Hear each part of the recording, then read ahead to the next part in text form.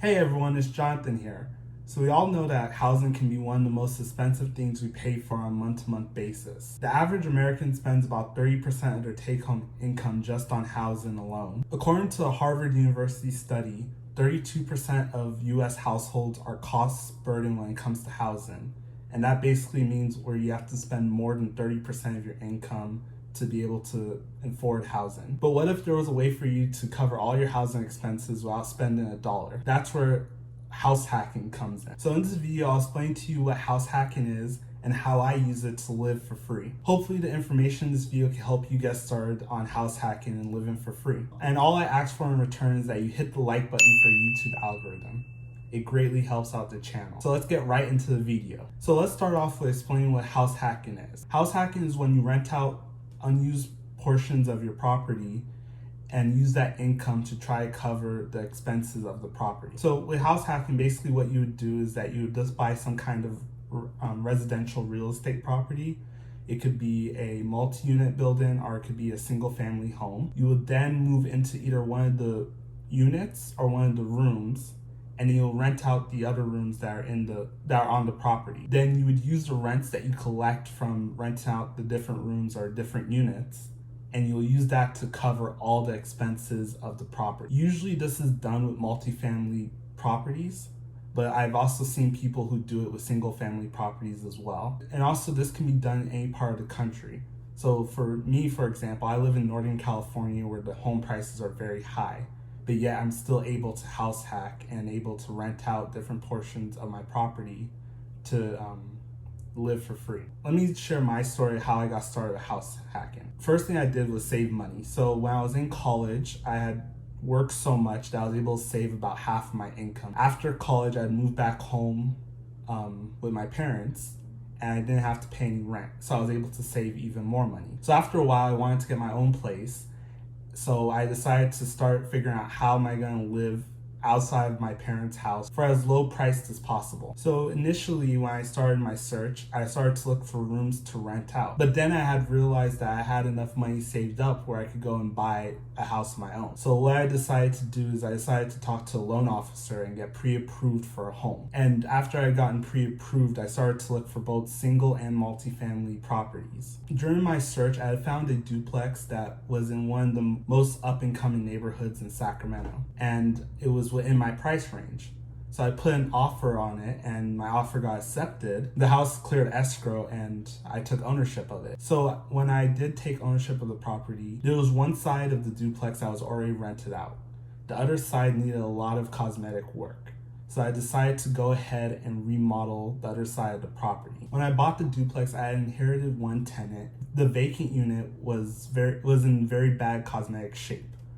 So what I decided to do was to remodel the vacant side and move into it. So I purchased the property for about $380,000. I put about $15,000 into remodeling one side of the duplex. After the remodels were done, the property was worth about $420,000. So after you account for the remodel cost, I had about 25 grand worth of equity in the house that I made just from simply remodeling the house. So now let me give you a breakdown of the cost and the income of the property. My total out-of-pocket cost for the property is about $2,800 a month. Out of that $2,800, $2,100 of it is the principal and interest payments on the mortgage for the next 30 years. Property taxes are about $400 a month. The insurance cost is about $100 a month. There's miscellaneous cost of about $200 a month, and that's for like landscaping and repairs and whatnot. So because it's a duplex and the other side is rented out, I'm collecting about $1,400 of rent from the tenant on the other side. So you may be thinking now, okay, how is that free? Because your total out-of-pocket cost is $2,800, but you're only collecting $1,400 worth of income. Okay, let me explain to you also how it's free. So the first thing is equity. So the nice thing about paying off a mortgage, as long as you have a amortized mortgage or you have one that pays down the loan over time, you actually pay down not only principal but also interest as well. Every cent of principal you pay is equity in your pocket, is equity in the property that you have. So for me, every month that I pay my mortgage, I pay about $600 worth of equity every month. Another thing that reduces costs as well is the tax write-offs. So in my situation, I can write off property taxes, interest I pay on the loan, and depreciation for the half of the duplex that I'm renting out. The mortgage interest write-off equivalates out to be about $360 a month. The property tax write-off comes out to be about $160 a month. And then the depreciation tends to come out to be about $600 a month. So after you do all that math, it comes out where I'm actually profiting about $320 a month. Now, I know people in the comment sections are going to say things like, oh, well, you can't realize equity until you sell. Or you can't take advantage of tax benefits until you file your taxes. Both these are true, so I still need to come up with the $1,400 a month to be able to afford this property. Over the long run, I still end up ahead. And that's really what matters to me, not necessarily what I have to pay up front. And then equity can be accessed through either refinancing or taking out a line of credit or borrowing against your home in some way. You don't necessarily have to sell to be able to use equity. You just have to be able to get financing to be able to use your equity. So the reason why I decided to house hack, obviously from just more than just the saving money thing, is that I realized that I also need somewhere to live.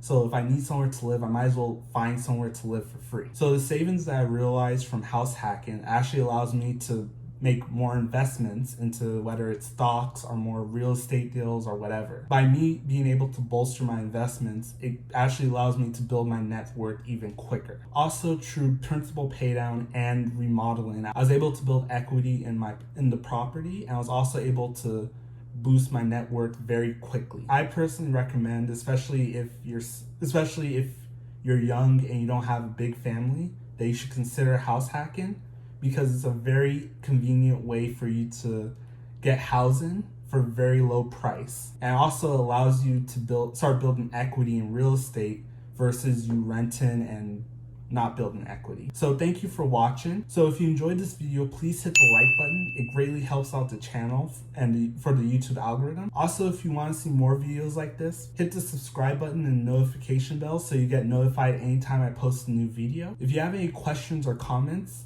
please leave them in the comment section down below. I try to respond to as many comments as possible. And while you're down below, check out the links for Webull, where you can get 2 free stocks after you open an account and deposit $100, with one of those stocks being worth up to $1,400. Let me know which 2 stocks you get in the comment section as well. Also, follow me on Instagram, TikTok, and Twitter. I try to post there every day. And thank you for watching, and until next time.